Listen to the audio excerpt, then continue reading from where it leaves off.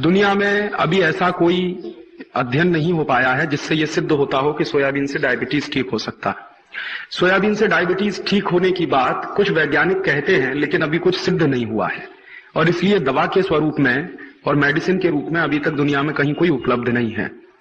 यह कल्पना जरूर ऐसी है कि सोयाबीन में जो कंपोजिशन है शक्कर का, जो शुगर का कंपोजिशन है, जो फ्रक्टोज है, उसमें ग्लूकोज है, फिर प्रोटीन है, फिर कुछ और भी चीजें हैं, फैट भी है उसमें थोड़ा सा, कार्बोहाइड्रेट भी थोड़ा सा है। तो ऐसा माना जाता है कि उसका जो कंपोजिशन है उस कंपोजिशन से शायद डायबिटीज की बीमारी को कंट्रोल करने में मदद मिलती हो, लेकिन अभी ऐसी कोई सिद्धि प्राप्त नहीं हुई है, न भारत के वैज्ञानिकों को न दूसरे देशों के वैज्ञानिकों को। ये चर्चा चल रही है, पुस्तकों में चर्चा है, पत्रिकाओं में चर्चा है, अखबारों में चर्चा है, लेकिन सिद्ध नहीं हो पाया है। और प्रोटीन के बारे में तो सिद्ध हो चुका है। सोयाबीन द्वारा जो प्रोटीन मिलता है वो किसी जानवर को मिले या किसी व्यक्ति को मिले, वो प्रोटीन बहुत ही जटिल होता है। और जटिल प्रोटीन जो होता है माने बहुत कॉम्प्लेक्स है वो प्रोटीन, और वो जल्दी से पचता नहीं है। माने हम दाल खाते हैं, दाल में से प्रोटीन हमको मिलता है, वो प्रोटीन जितनी आसानी के साथ शरीर में काम में आ जाता है उतनी आसानी से सोयाबीन का निकला हुआ प्रोटीन शरीर में काम नहीं आता। बल्कि सोयाबीन का निकला हुआ प्रोटीन एक तरह से शरीर में स्टोरेज के रूप में इकट्ठा हो जाता है। जैसे हम कोई चीज स्टोर भंडार करके रख लें, वैसे एक भंडार जैसा बन जाता है, उसका उपयोग नहीं हो पाता शरीर की ऊर्जा के लिए। इसलिए वैज्ञानिकों का ऐसा मानना है कि सोयाबीन का जो प्रोटीन है बहुत संश्लेषित है, बहुत जटिल है, बहुत मुश्किल है। इसलिए दुनिया भर में सोयाबीन खाने की बात कहीं नहीं कही जाती। अमेरिका में लोग कभी भी सोयाबीन नहीं खाते, यूरोप में कभी भी लोग सोयाबीन नहीं खाते। मैंने आपको कल उदाहरण दिया था कि यूरोप में सोयाबीन खाया जाता है, सिर्फ जानवरों को खिलाया जाता है, और खासकर जानवरों में भी गाय को कभी नहीं खिलाया जाता, क्योंकि गाय को तकलीफ होती है सोयाबीन खा के। यूरोप में सोयाबीन सिर्फ खिलाया जाता है डूकरों को, सुअरों को।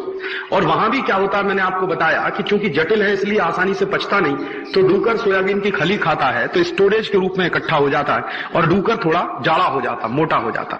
और वो इसलिए डूकर को खिलाते हैं क्योंकि डूकर का मांस उन्हें खाना है। तो सोयाबीन खाया हुआ डूकर थोड़ा जाड़ा हो जाता है, मोटा ज्यादा हो जाता है, इसलिए मांस ज्यादा मिलता है, इसलिए डूकरों को सोयाबीन खिलाने की परंपरा है। और वो भी सब देशों में नहीं है, सिर्फ हॉलैंड में है। मैं हॉलैंड जा चुका हूं और मैंने वहां पर देखा है कि उससे जो है दूसरे तरह की प्रॉब्लम भी हो रही है। जैसे वहां पर एक बड़ी प्रॉब्लम अभी शुरू हो गई है कि डूकर का मांस जो खाया किसी ने और वो सोयाबीन खाया हुआ डूकर है, तो उन लोगों को पेट की बीमारियां बहुत होती है। जो सोयाबीन खाता है डूकर का मांस जो लोग खाते हैं, तो लोगों को पेट की बीमारियां बहुत होती हैं जो डूकर का मांस खाते हैं सोयाबीन वाला। इसलिए पूरे हॉलैंड में सोयाबीन का बहिष्कार कर दिया है। वहां कोई किसान सोयाबीन नहीं करता, यूरोप में भी कोई किसान सोयाबीन नहीं करता। भारत में हॉलैंड की एक कंपनी आई थी, उस कंपनी का नाम है सीजवान वीवी।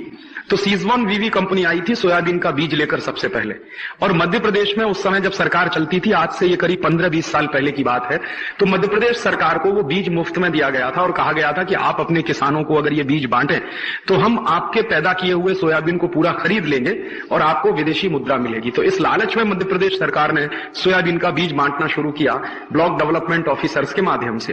पहले मध्य प्रदेश में फैला सोयाबीन, अभी फैलते फैलते महाराष्ट्र में आ गया, थोड़ा गुजरात में भी चला गया, उत्तर प्रदेश में भी चला गया है। लेकिन अब करते करते खेती इस नतीजे पर पहुंचे हैं कि कुछ उसमें से फल नहीं निकलता। एक बात जो आपने कही कि सोयाबीन की खेती के बाद कपास की फसल बहुत अच्छी होती है, तो ये बात तो किसी दूसरी फसल पे भी सच है। आप कोई भी दलहन की खेती करें, कोई भी दाल करें, तुअर की करें, उड़द की करें, मूंग की करें, उसके बाद कपास लगाएंगे, हमेशा अच्छा होगा। कपास की फसल का अच्छे होने का एक छोटा सा सिद्धांत है कि जिस खेत में प्रोटीन ज्यादा देने वाली कोई भी अनाज पैदा की गई हो, अनाज की फसल ली गई हो, उसमें उसके बाद कपास लगाएंगे, हमेशा अच्छा होगा। और इसी तरह से एक और दूसरी छोटी सी बात है कि तुअर की दाल लगा दीजिए किसी खेत में, उसके बाद गेहूं लगाइए, गेहूं हमेशा उसमें अच्छा होगा। तो जो भी दाल है, दाल की फसल लेने के बाद अगर आप गेहूं लेंगे उसमें तो बहुत अच्छा होगा। और ऐसे ही कपास की फसल अच्छी लेनी है तो पहले उस खेत में अगर दाल लगा देंगे आप, तो दाल के बाद कपास लगाएंगे तो हमेशा, कोई भी दाल लगाइए, मूंग की लगा दीजिए, उड़द की लगा दीजिए, तुअर की लगा दीजिए, किसी भी किस्म की दाल लगा दीजिए जिसमें प्रोटीन की मात्रा ज्यादा होती हो, तो हमेशा कपास की फसल अच्छी होगी। सिर्फ सोयाबीन से कपास की फसल अच्छी होती है, इससे भी ज्यादा सच ये है कि किसी भी तरह की दाल की फसल आप लगाएं तो उसके बाद कपास की फसल निश्चित रूप से बहुत अच्छी होती है।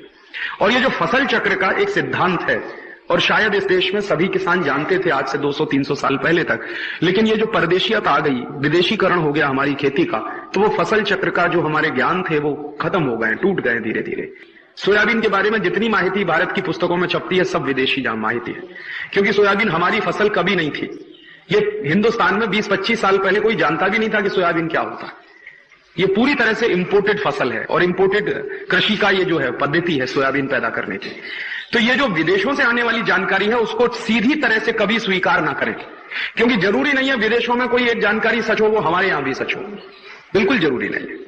हो सकता है वहां बहुत गलत हो और आपके यहां सच हो जाए, हो सकता है वहां सच हो आपके यहां गलत हो जाए, क्योंकि फसल चक्र जो होता है वो मौसम के हिसाब से बनता है और फसल की किसी भी स्थान पर उत्पादन की जो शक्ति होती है वो वहां की स्थानीय मिट्टी और जलवायु के आधार पर बहुत निर्भर करती है। तो हॉलैंड के लिए कोई बात एक सच हो सकती है, वो भारत के लिए सच नहीं होगी। हॉलैंड का मौसम एक तरह का, भारत का मौसम दूसरी तरह का। तो सोयाबीन हॉलैंड के लिए बहुत अच्छी फसल मानी जा सकती है, भारत के लिए जरूरी नहीं है कि बहुत अच्छी फसल होगी। इसलिए प्रदेशों से कोई जानकारी आ गई है और उसको हम सत्य मान के काम करना शुरू करेंगे तो कई बार धोखा उसमें ज्यादा होता है। उसको अपने विवेक से परखें और अपनी बुद्धि से उसका टेस्ट करें और उसके बाद उसको समझने की कोशिश करें और तब उसको फॉलो करें।